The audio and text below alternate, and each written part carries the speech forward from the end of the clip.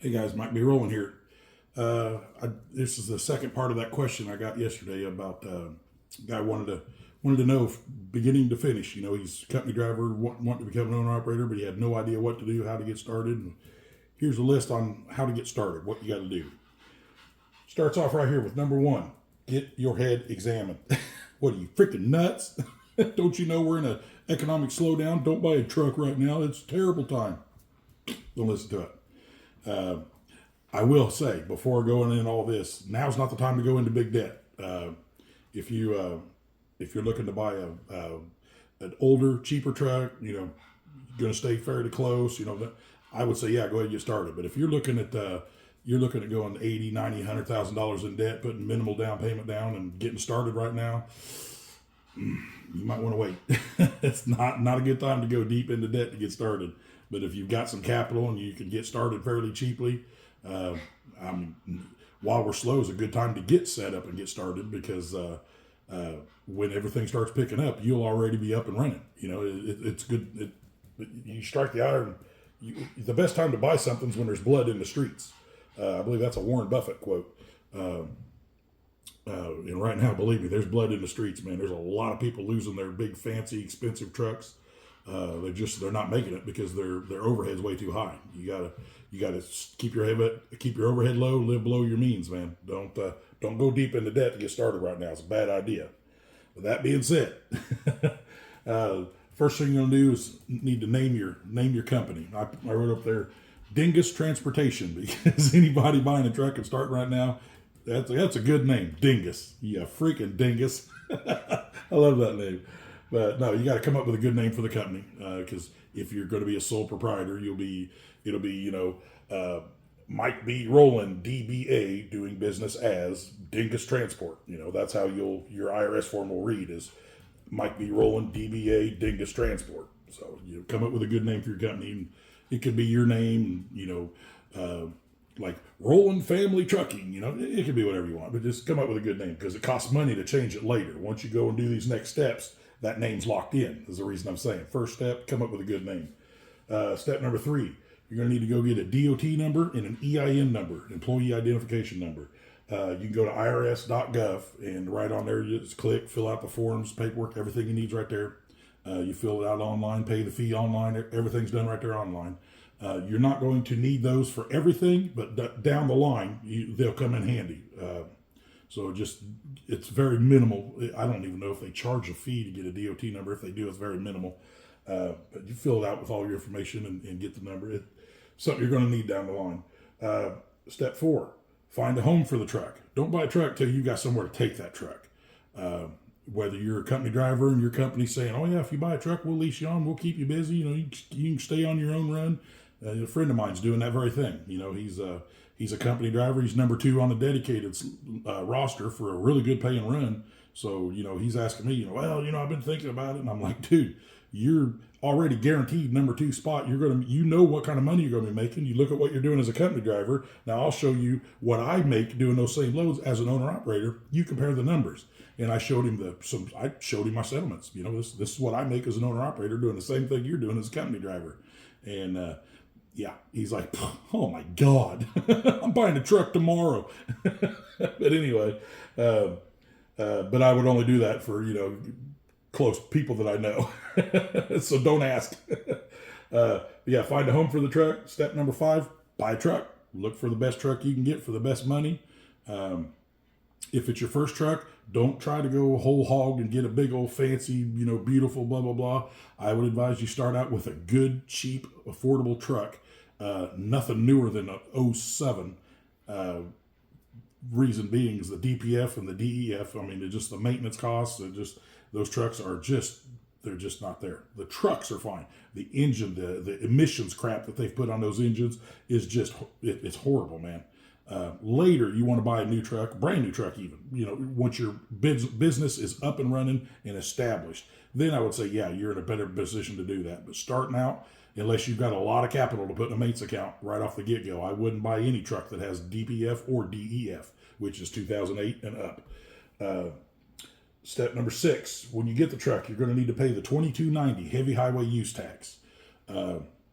There's all kinds of places out there, 2290.com and JJ Keller. I mean, there's all kinds of websites you can go to that will file it for you, and it's almost instantaneous.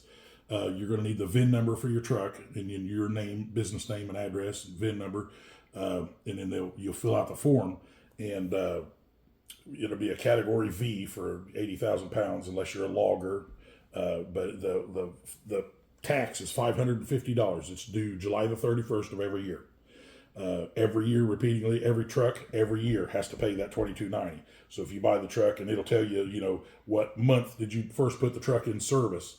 If you bought the truck in, say, November, then you're gonna when you buy the truck, you're going to pay the tax from that July 30th, or from that November.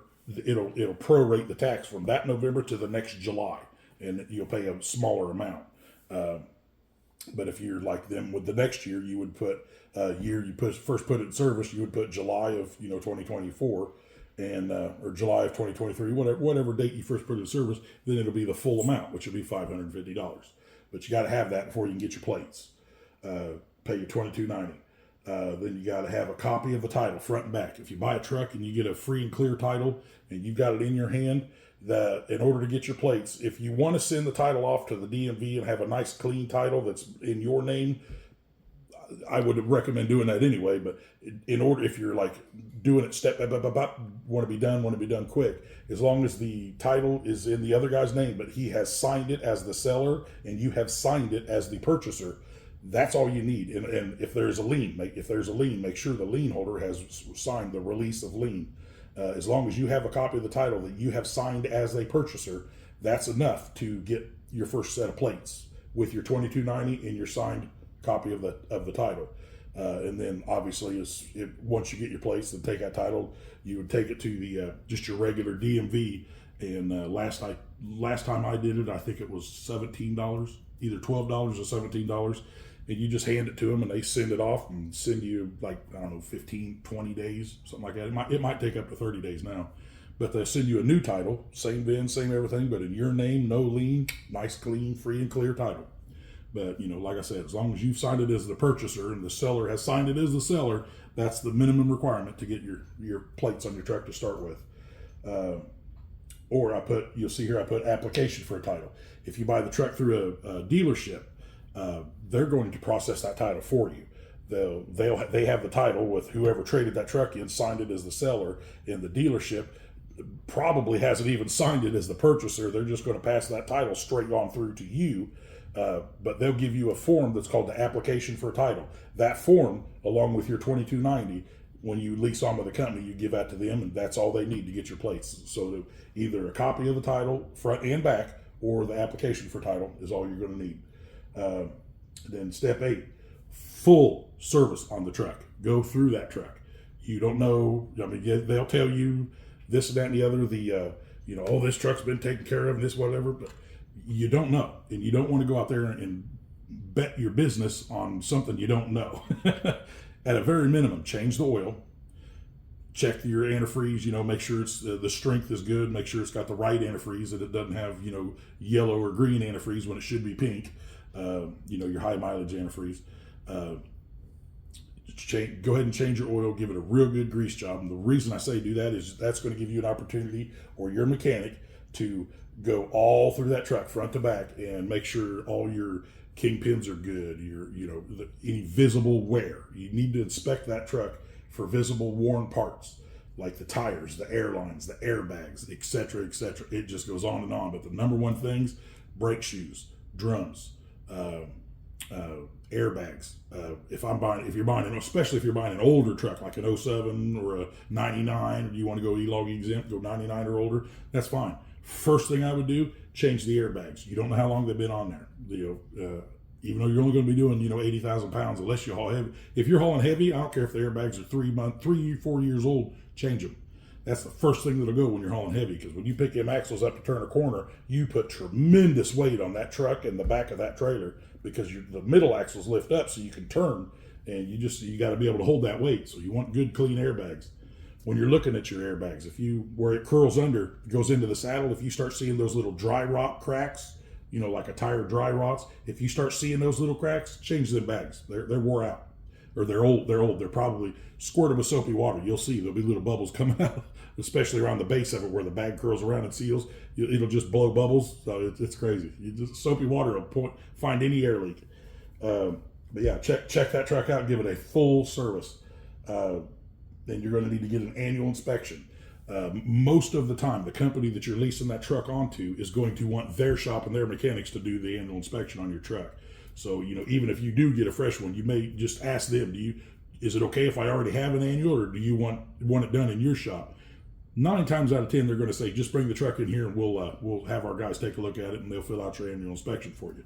So it'll save you some money. Plus they're at ease that they know that truck's in good shape, especially if it's an older truck.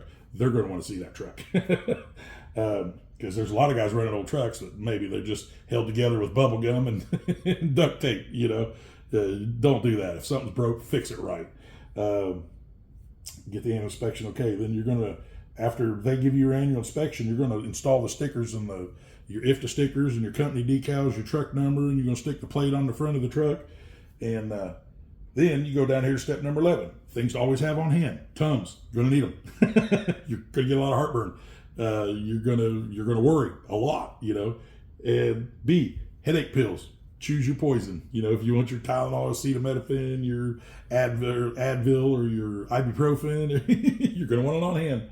And C, a new sling for them brass balls, baby. Welcome to the club.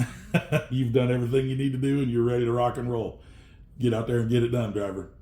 Y'all, 12 more subscribers and I hit 500, and I sure appreciate it, guys. You keep them coming, keep them questions coming. I'm really starting to enjoy this, and you can see now I'm starting to get a little bit of tech brought in. I don't have a studio or anything. I'm just doing this old school with a camera and a little tripod. But y'all have a good Memorial Day weekend, and we'll catch you later.